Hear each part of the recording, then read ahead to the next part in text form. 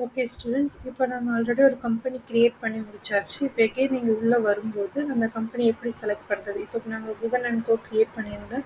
So கம்பெனிக்குள்ளே போகிறேன். அங்கே வந்து I go to the alt F3 key, shortcut key கொடுக்கலாம், இல்லைன்னா செலக்ட். அதில் you search for your company name.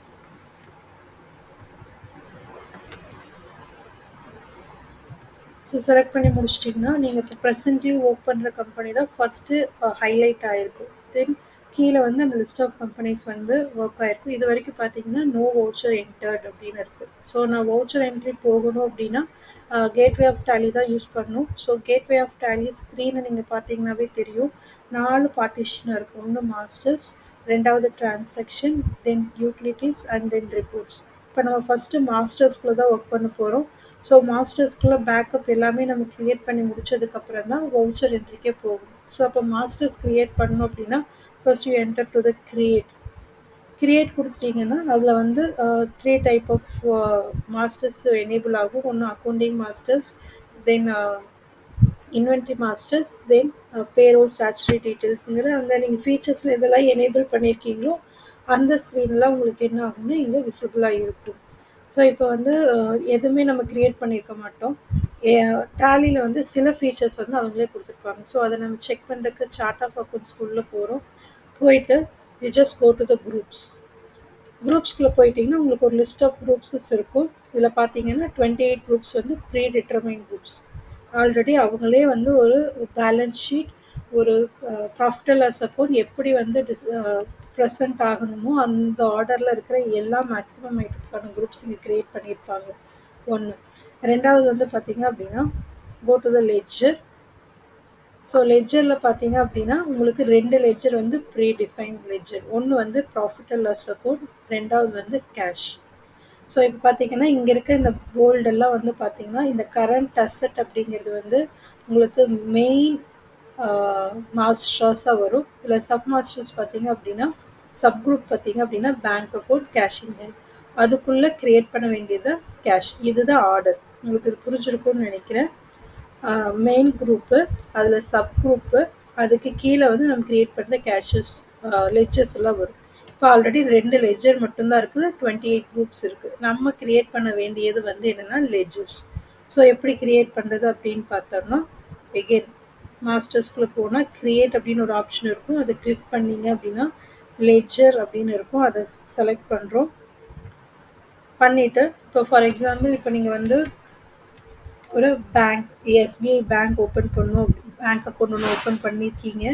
அதுக்கான லெட்ஜரை நீங்கள் மெயின்டைன் பண்ணணும் அப்படின்னா எஸ்பிஐ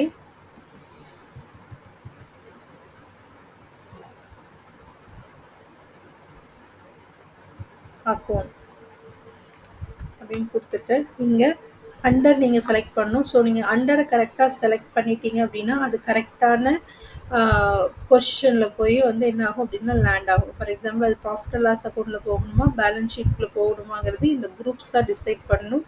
ஸோ இப்போ நான் வந்து எஸ்பிஐ அக்கௌண்ட் ஓப்பன் பண்ணியிருக்கேன். இங்கே ஆப்ஷனே உங்களுக்கு வந்திருக்கும் பேங்க்கு. ஸோ நான் பேங்க்கை செலக்ட் பண்ணிக்கிறேன். ஸோ உங்களுக்கு இங்கே இருக்கிற எல்லா டீட்டெயில்ஸுமே வந்து ஒரு கம்பெனிக்கு என்ன டீட்டெயில்ஸ் எல்லாம் வேணுமோ அது கேட்டிருப்பாங்க. Account holder name, IFSC code இதெல்லாமே கொடுத்துட்டிங்கன்னா உங்களுக்கு நெக்ஸ்ட்டு ட்ரான்சாக்ஷன் என்ட்ரிஸ் போடும்போது ஈஸியாக இருக்கும். ஸோ என்ட்ரி பண்ணி சேவ் பண்ணிக்கோங்க. இப்போ இது வந்து ஸ்க்ரீன் வந்து எகெயின் அந்த பழைய பிளேஸ்க்கே வந்துடுச்சு. அப்போ உங்களுக்கு லெட்ஜர் க்ரியேட் ஆகிடுச்சா இல்லையாங்கிற டவுட் இருக்கு இல்லையா, அதை கிளாரிஃபை பண்ணுறதுக்காக நீங்கள் என்ன பண்ணுங்கன்னா ஒரு 2-3 லெட்ஜர்ஸ் க்ரியேட் பண்ணுற வரைக்கும் உங்களுக்கு அந்த க்யூரியாசிட்டி இருக்கும், நம்ம கரெக்டாக பண்ணோமா இல்லையான்னு அதை தெரிஞ்சுக்கிறதுக்காக சார்ட் ஆஃப் அக்கௌண்ட்ஸ்குள்ளே போங்க. லெட்ஜர்ஸ்குள்ளே போனீங்கன்னா முன்னாடி நம்ம பார்க்கும்போது 2 இருந்த லெட்ஜர் இப்போ என்னவா மாறிடுச்சு, 3ஆக மாறி இருக்குது.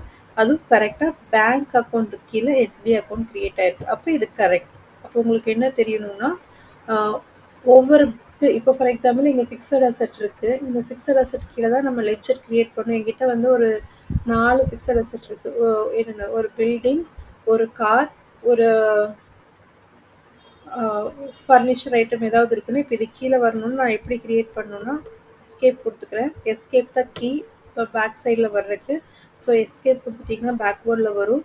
கொடுத்ததுக்கப்புறம் க்ரியேட்குள்ளே போகிறேன்.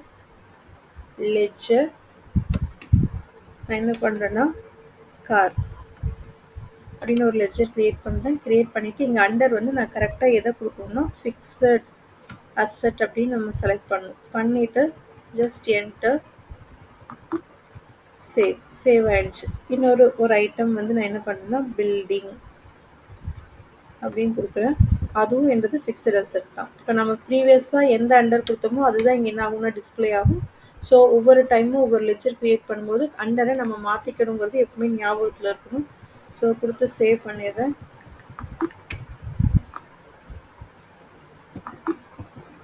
இப்போ வந்துட்டு எகெயின் சார்ட் ஆஃப் அக்கௌண்ட்ஸில் போய் லெட்ஜரில் செக் பண்ணுறேன். இப்போது 5 லெட்ஜர்ஸ் கிரியேட் ஆகிடுச்சு. ஆல்ரெடி நான் பேங்க் அக்கௌண்ட் எஸ்பிஐயில் கிரியேட் பண்ணது அங்கே இருக்குது. ஃபிக்ஸ்ட் அசெட் கீழே பில்டிங்கும் காரும் கிரியேட் பண்ணியிருக்கு. அது கரெக்டாக ப்ளேஸ் ஆகிருக்கு. ஸோ இந்த ப்ராசஸ் உங்களுக்கு கண்டிப்பாக தெரிஞ்சிருக்கணும். ஸோ அதுக்காக தான் நம்ம சார்ட் ஆஃப் அக்கௌண்ட்ஸ்குள்ளே வர்றது. ஒவ்வொரு தடவையும் வர அவசியம் இல்லை. இனிஷியல் ஸ்டேஜில் நம்ம பண்ணிக்கிறத கன்ஃபார்ம் பண்ணுறதுக்காக இதுக்குள்ளே வந்து என்ன பண்ணிக்கலாம், நீங்கள் செக் பண்ணிக்கலாம். ஒன்ஸ் நீங்கள் கிளாரிட்டி ஆகிட்டீங்க, உங்களுக்கு புரிஞ்சிருச்சு அப்படின்னா நோ நீட் டு வெரிஃபை. நீங்கள் டைரெக்டாக என்ன பண்ணலாம் அப்படின்னா you go for the voucher checking.